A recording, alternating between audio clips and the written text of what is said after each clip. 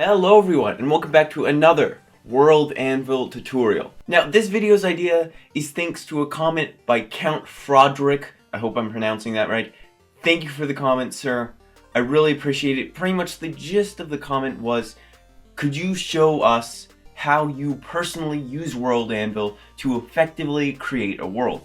And that is exactly what I'm going to do today with my currently most developed world, the Wraith Globe. Now, I'm sure you guys have already heard of the Wraith Globe before. I have a whole video explaining the general history of the Wraith Globe and the different nations of the Wraith Globe and just giving you a general overview. There will be a link in the description to that video if you want to go check it out. But without further ado, I'm going to jump right into today's video. Welcome to D20 in Disguise.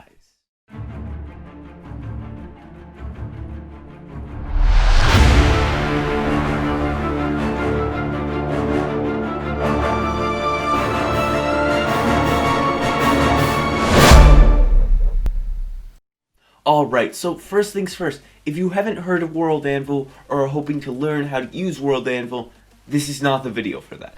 I have a previous World Anvil tutorial going over the general basics of World Anvil and how to build a basic world in World Anvil. There will be a link in the description and at the end of the video, so if you're trying to learn the basics of World Anvil, that is the video for you. Now that we have that out of the way, let's talk about how I first started designing the Wraith Globe. Now first, I designed a few basic articles, getting the gist of the world.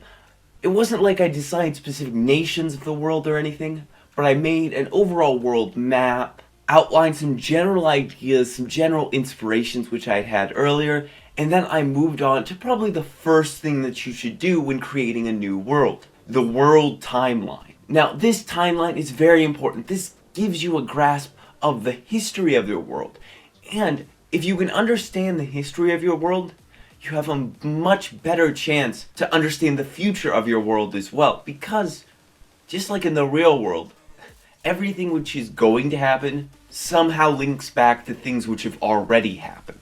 I'd suggest starting by designing a creation story. How did your world come into being? Was it the act of a god or a group of gods? Was it a random, spontaneous chemical reaction? Was it a cataclysmic event? What caused the creation of your world? From there, you need to decide what kind of genre is your world going to follow.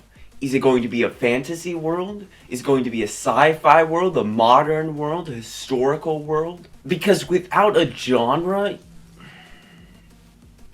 you can't really design a world at all. For this example, I'm going to say we're designing a fantasy world. So we need to decide some basic ideas about that fantasy world. How much magic is there in the world? How long has the world existed? How far into its history are you? What about the overruling powers of your world? Are they gods? Are they simply natural laws? You should really start asking these basic questions so that you can get an overall feel for what your world is about.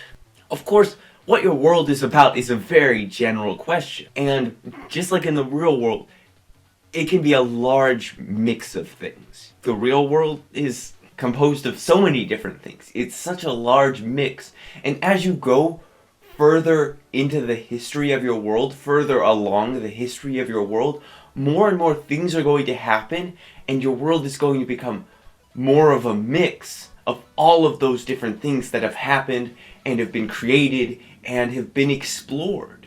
So if you want to go kind of an easy sort of mode for your first world, don't make it too old of a world. Go for maybe 200 to 500 years as a history and really flesh out that history.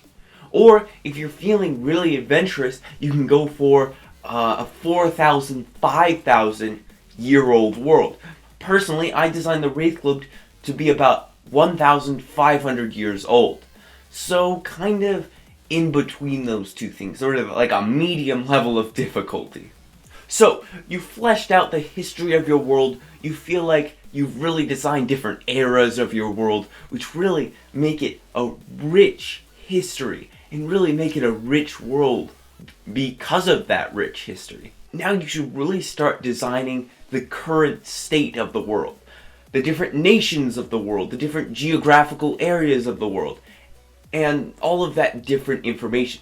Culture, science, military, all of those details which really make the world feel real. Now, if you did your history well, this step should be a lot easier. If you already know the history of how the world began as a first large nation, and then through a cataclysmic event or a cataclysmic war, it split off into 4 different nations, and those nations split off even more.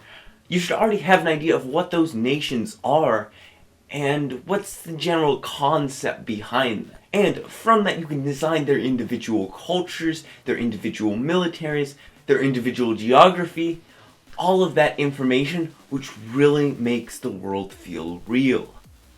And for this step, it is always a good idea to start general, start as a big picture, and slowly zoom in.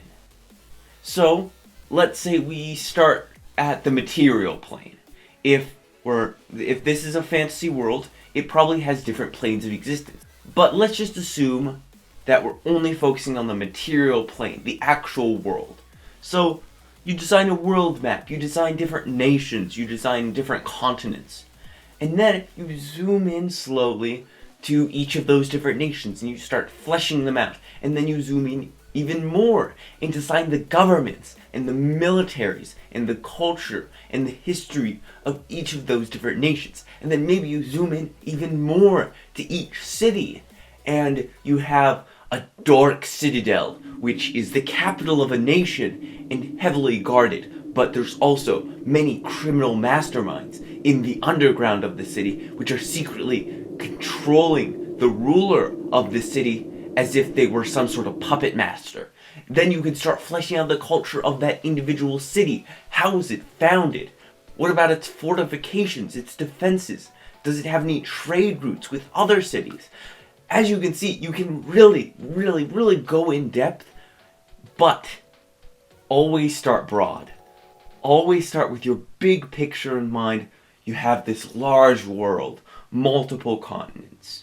Okay, what's the shape of each continent? Make a general geographical map for your entire world. Then, flesh out borders. Name different nations. Figure out what their cultures are like. Just keep going down the line until you've fleshed out maybe one individual city. And then, move to another nation. And I'd suggest when you get down to that city level, really make those cities unique and just say that they're the capitals of each nation. If you get the capital of a nation fleshed out really well, you know the general feel of the entire nation then, because all of those different cities originally spawned, were originally created from that one capital. The capital was the birthplace of that nation, therefore all of the other cities in that nation should reflect the capital.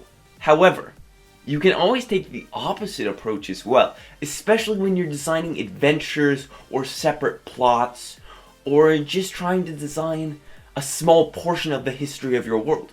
Start very small, and then branch out from there. So, let's design one NPC. Get a basic concept for an NPC. Let's say, maybe we have some sort of seafaring adventure. They've lived on the sea all of their life. Now, we have some general questions which we can ask about this NPC now. Where did they come from? What are they looking for? How did they become the way they are? And that branches out designing their hometown, or designing an object or a place which they're searching for, or designing maybe an organization which they got involved with, which got them started on their adventuring career.